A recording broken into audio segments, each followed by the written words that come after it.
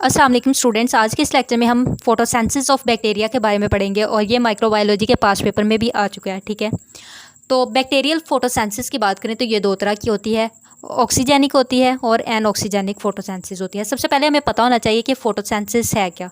Photosynthesis basically एक conversion होती है लाइट एनर्जी की केमिकल एनर्जी में, जिससे क्या बन रहा होता है, एटीपी। ठीक है, अगर यही कन्वर्जन प्रोकैरियोट्स कर रहे हैं, यानी कोई बैक्टीरिया वगैरह कर रहे हैं, वो क्या कर रहे हैं कि लाइट एनर्जी जो है उसको केमिकल एनर्जी में कन्वर्ट कर रहे हैं, तो इनको हम कहेंगे फोटोसिंथेटिक बैक्टीरिया। और कौन कौन से ऐसे बैक्टीरिया हैं जो फोटोसिंथेटिक हैं, इसमें हम साइनोबैक्टीरिया कह सकते हैं, पर्पल एंड ग्रीन बैक्टीरिया हैं, और इसके अलावा हेलोबैक्टीरिया वगैरह हैं। ठीक है, नेट इक्वेशन देखते हैं कि फोटोसिंथेसिस किस तरह से हो रही होती है। तो कार्बन डाइऑक्साइड जो है वो वाटर के साथ मिलके लाइट की प्रेजेंस में कन्वर्ट हो रही होती है शुगर में और ऑक्सीजन में, इसके अलावा वाटर रिलीज हो रहा होता है। फोटोसिंथेटिक रिएक्शन है, इसको हमने दो स्टेजेस में डिवाइड किया है। एक होता है लाइट रिएक्शन, एक दूसरा होता है डार्क रिएक्शन। लाइट रिएक्शन में क्या होता है, जो लाइट एनर्जी हो रही है वो एब्जॉर्ब्ड हो रही होती है और कन्वर्ट हो रही होती है केमिकल एनर्जी में, जैसे एटीपी है, एनएडीपीएच है। लेकिन डार्क रिएक्शन में क्या होता है, जो कार्बोहाइड्रेट्स है, कार्बन मोनोऑक्साइड से जो बना हुआ होता है, वो स्टोर हो रहा होता है एटीपी में और इसके अलावा एनएडीपीएच में। फोटोसिंथेटिक बैक्टीरिया जो हैं इनके अंदर लाइट एब्सॉर्बिंग पिगमेंट मौजूद होता है और इसके अलावा रिएक्शन सेंटर भी मौजूद होता है, और ये इस काबिल होते हैं कि लाइट एनर्जी को केमिकल एनर्जी में कन्वर्ट कर सकें। तो फोटोसिंथेटिक पिगमेंट कौन कौन से इसमें होते हैं वो हम देख लेते हैं। बैक्टीरियो क्लोरोफिल है, कैरोटीनॉइड्स है, उसके अलावा बैक्टीरियो रोडोप्सिन है और फाइकोबिलिन्स है।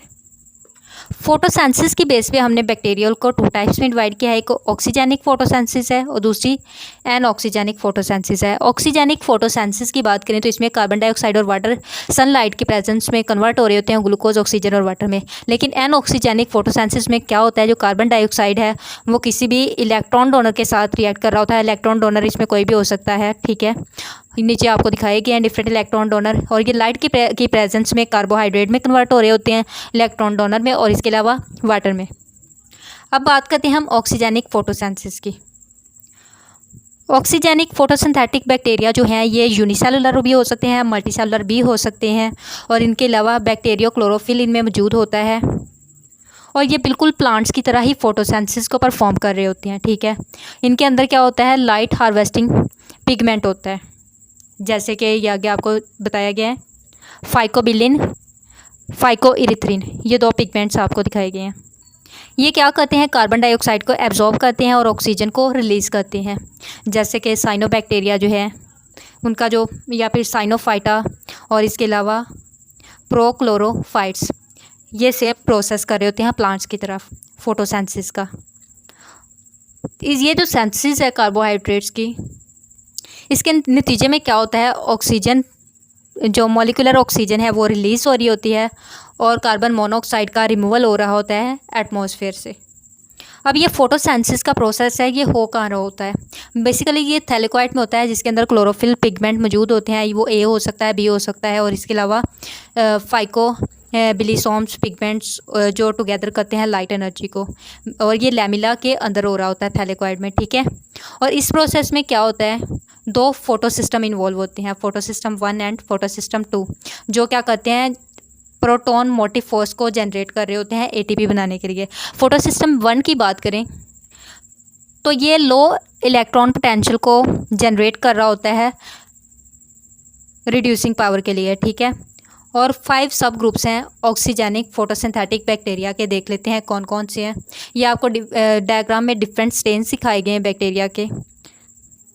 अगर साइनोबैक्टीरिया की बात की गई है तो ये फोटोसिंथेसिस का प्रोसेस सेम कर रहा होता है प्लांट्स की तरह, वाटर को यूज़ कर रहा होता है इलेक्ट्रॉन डोनर के तौर पे जैसे प्लांट्स करते हैं। ठीक है, और रिजल्ट में क्या कर रहा होता है, ऑक्सीजन की प्रोडक्शन कर रहा होता है, जिनको इसीलिए इसको ऑक्सीजेनिक फोटोसिंथेसिस कहते हैं। ठीक है, साइनोबैक्टीरिया जो हैं अक्सर इनमें ब्लू ग्रीन कलर भी होता है, और जो हम थॉट करते हैं कि इनमें ज़मीन पर बहुत ज़्यादा इनकी बायोडाइवर्सिटी प्रेजेंट है, जो इस अर्थ को क्या कर रही होती है, ऑक्सीजेनिक जो डेफिशिएंसी है उसको कम कर रही होती है और ऑक्सीजन रिच इन्वायरमेंट प्रोवाइड कर रही होती है। ठीक है, जो साइनोबैक्टीरिया है जो मोस्टली पानी में पाए जाते हैं। ठीक है, लेकिन इसके अलावा ये लैंड पे भी सर्वाइव कर सकते हैं, रॉक्स वगैरह पे भी सर्वाइव कर सकते हैं, इवन के जो एनिमल शेल्स होते हैं और इसके अलावा कोरल्स वगैरह ये उनमें भी प्रेजेंट होती हैं। ठीक है, इसके अलावा ये एंडोसिम्बायोट्स भी होते हैं, ठीक है। इसका मतलब ये होता है कि ये सेल्स के अंदर रह सकते हैं या किसी दूसरे ऑर्गेनिज्म की बॉडी के अंदर रह सकते हैं और मल्टीप्लाई कर सकते हैं।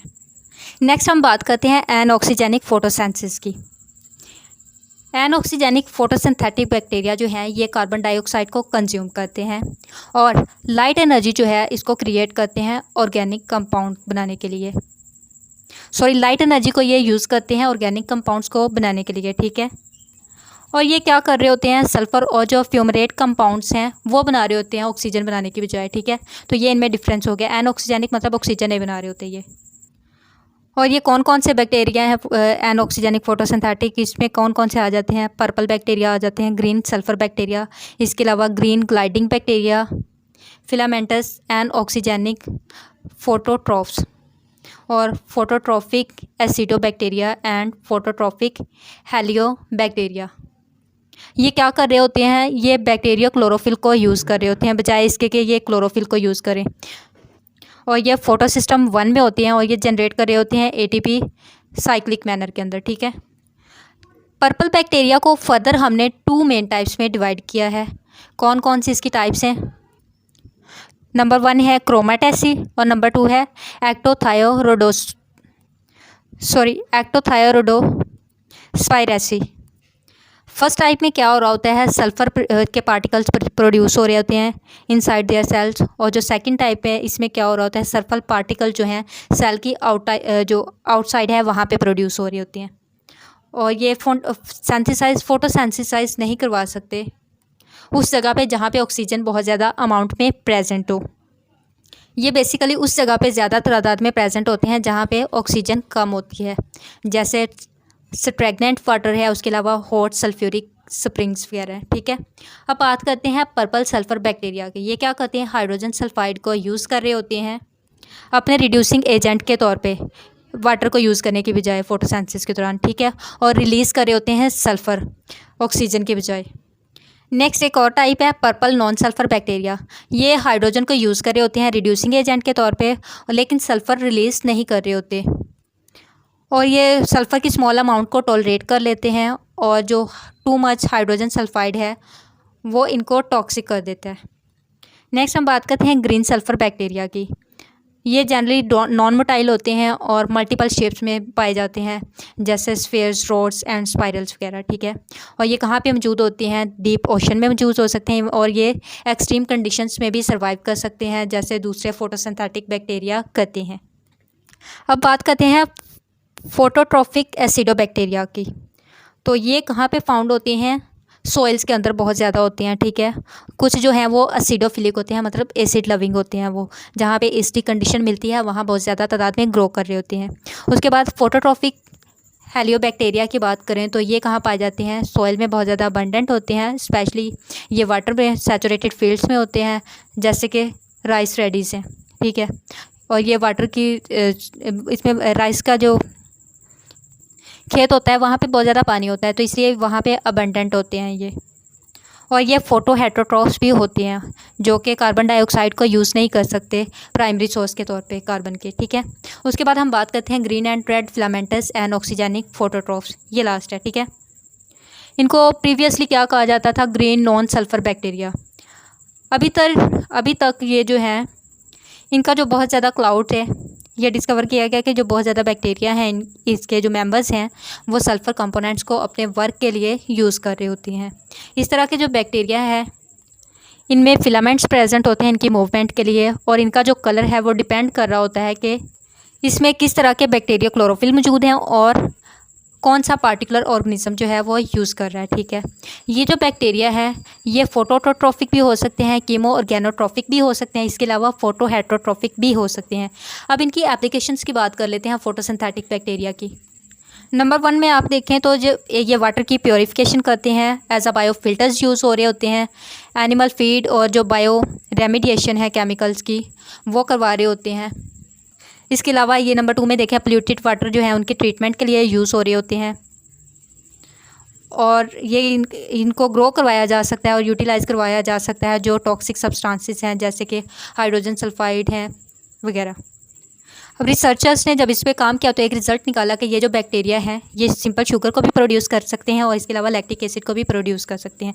तो इसको यूज़ करते हुए हम क्या करवा सकते हैं, बैक्टीरिया को यूज़ करते हुए शुगर और लैक्टिक एसिड को प्रोड्यूस करवा रहे होते हैं। तो ये इनकी बेसिक एप्लीकेशंस हैं फोटोसिंथेटिक बैक्टीरिया की।